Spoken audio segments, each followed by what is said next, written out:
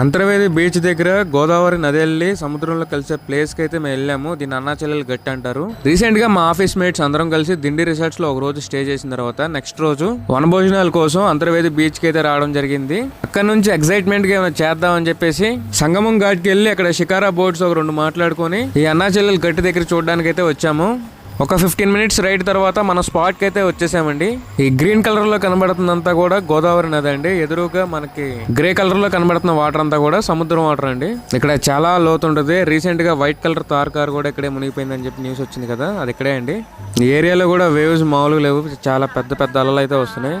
సముద్రం నది కలిసే ప్లేస్ కదా, ఆటుపోట్లు మామూలుగా లేవు. దీన్ని అన్నాచెల్లెలు గట్టు అంటాను కూడా ఒక స్టోరీ ఉందండి, ఒక స్టోరీ చెప్పెడతాను. రియల్ గా ఇది అక్కడికి వెళ్ళి చూస్తే ఎంత బాగుందో, కానీ అంత డేంజర్ కూడా. బోట్ డ్రైవ్ చేసే వాళ్ళందరూ కూడా చాలా ఎక్స్పీరియన్స్ క్యాండిడేట్స్ ఉన్నారండి. ఇప్పుడు మనం సముద్రంలో అయితే ఉన్నాం, చూసారా వాటర్ ఎలా ఉన్నాయో. ఈ బోట్స్ కూడా సముద్రం లోపలికి కొంచెం వెళ్ళిన తర్వాతనే రివర్స్ అయితే చేస్తారు.